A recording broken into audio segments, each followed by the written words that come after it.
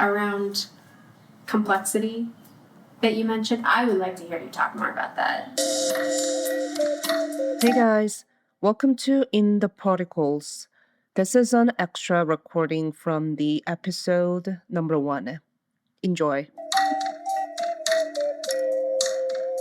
Around complexity that you mentioned, I would like to hear you talk more about that. Yeah, I guess the reason I feel like icky of the word of complexity is that because before I met this non-hierarchy value, it was more complicated and complex because there's only one way.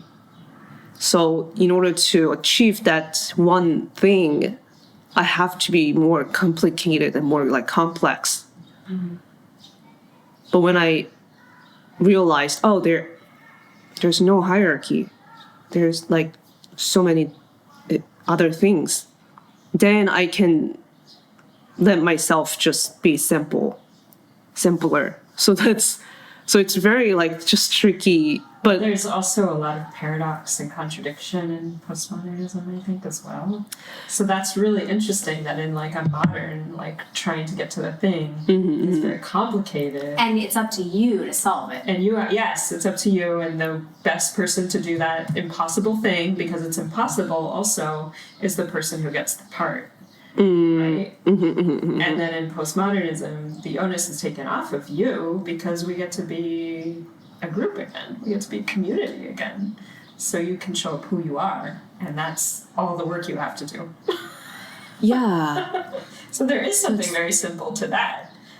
But then, of course, the complexity comes in hopefully really exciting ways. And perhaps maybe the complexity is no longer your sole responsibility. That's right. But is something that you can appreciate in the world.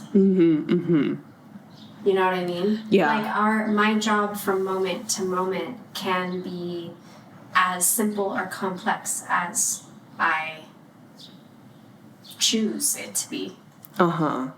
Yeah. I love that. And so I have that agency. Yeah, and yet I can love that there's complexity in the world. Yeah, and I think you're thinking of complexity as like difficult. I mean, you said difficult, but I think complexity is more like it just kind of is isness. It's like there are many people of different shapes and sizes. Full stop, period. Yeah. Right? Different colors, different religions, different whatever. Like full stop. There is multiplicity. It exists. If we all imagine the world, if we all looked exactly the same. Yeah. Like exactly the same, that would also be very confusing. You know what I mean? The difference is also like exciting because I'm like, Sophia comes and I know Sophia, and you come and I know you're Indeed, you know? And also, all those a layer of the complexity on that multiplicity is that we're taught all sorts of different things about these different people of shapes and sizes. Yes. And then there's a different layer. There's all these value judgments. And then there's all of these rejections of value judgments. And then there's yourself trying to navigate it. And then there's like your intersection with all of those value judgments and rejection of value judgments and the multiplicity. You know? Yeah. So it's complex, but it doesn't mean that you need to find a solution for it. Yeah. That's right. Yeah, you don't have to solve multiplicity. It just exists. It's just interesting that I have the feeling because I guess it's just like based on my past experience, the relationship with that word. Yeah, and I remember like at these Meisner classes I took, I was like, there's something going on here that's like way too complicated for me to ever be able to do. And I was just like, I'm actually not interested in even trying. Like the people that I think do it well, I'm like, oh right, like okay. But I think they just got lucky most of the time.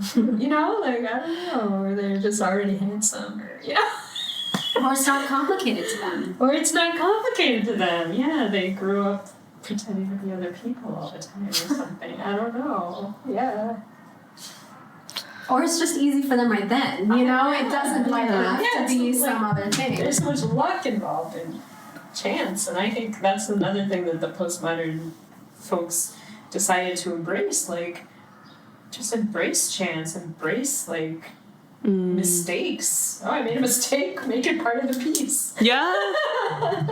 Exactly. Yeah, because another big keyword is, like, the anti-universalist.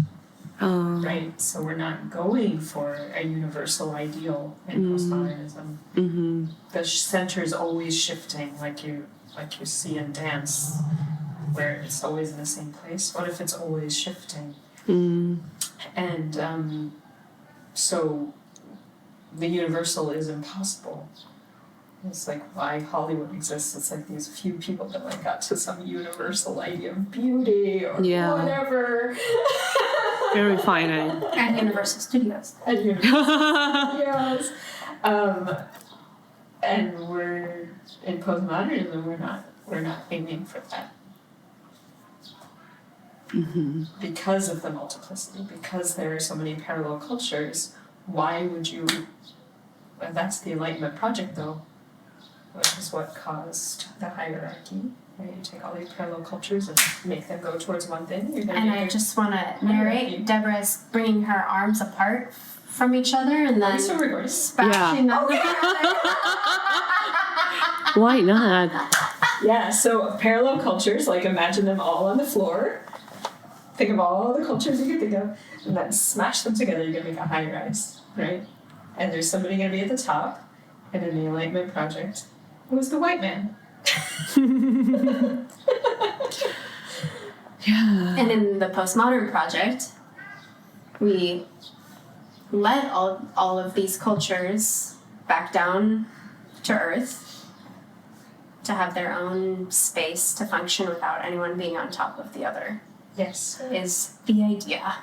Is the urge. And then when you come into the rehearsal room, maybe the actor is in charge today. Maybe the designer. Yeah. Maybe the costume. Maybe the costume is the leader. Maybe the space. Yeah. It's like there's no competitions. That's right. Because everything holds something for us. Everything's practice. So just one person telling everyone what to do, you're negating so much. You're leaving so much out. You're taking so much for granted. You're making so many assumptions. I wanted to float a definition of what particalism is. Oh, great. And then if we need to end, we can end. But before we end, I thought I would just try this, and maybe we can see if this evolves, because the term particalism isn't something that anyone else uses. This isn't something that exists outside of a few minds.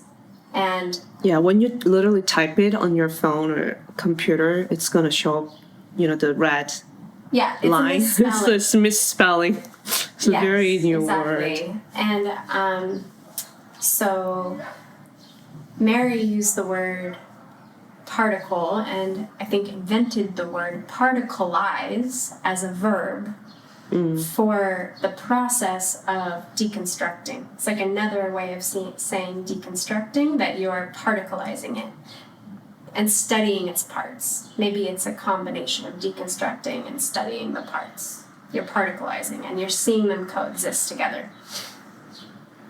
And that very naturally to me felt like, oh, this is the activity that we do. And so we're particleists. So I practice particalism.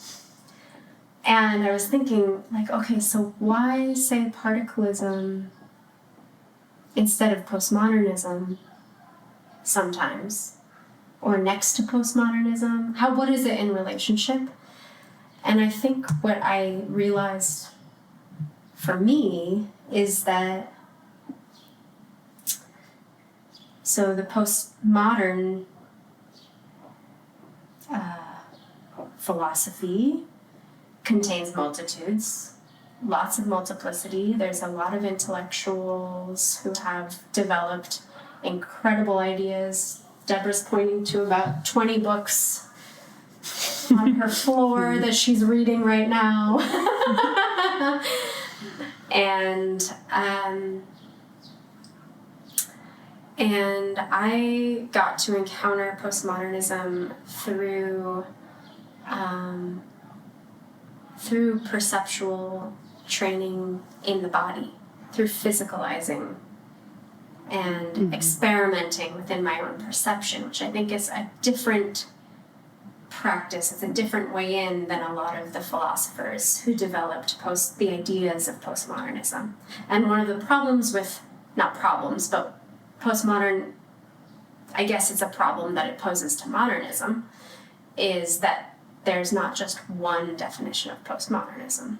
Mm-hmm.